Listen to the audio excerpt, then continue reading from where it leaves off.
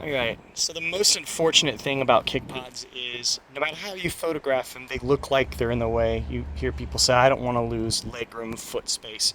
But what we try to explain to people over the phone is that this is recessed. Your foot goes in the original position your foot did before. The speaker is recessed to the point where to even try to touch them, even if you're right on top of the dash, your knee would have to go through the dash 3 inches for that bone, your shin bone, to be able to touch that speaker. So, like, here's my wife. She's sitting in.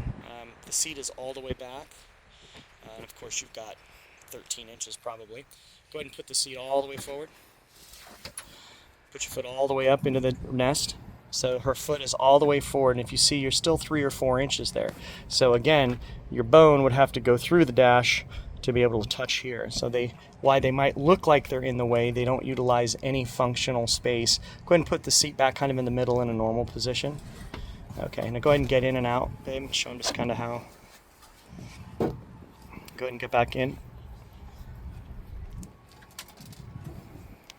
So they're never in the way, but unfortunately, like I said, no matter how you take pictures or videos, it just people think they're going to be in the way.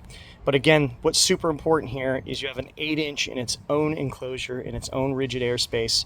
Again, with these 6.5s, very unfortunate that they decided to put the speaker right in the body line where the door bows in.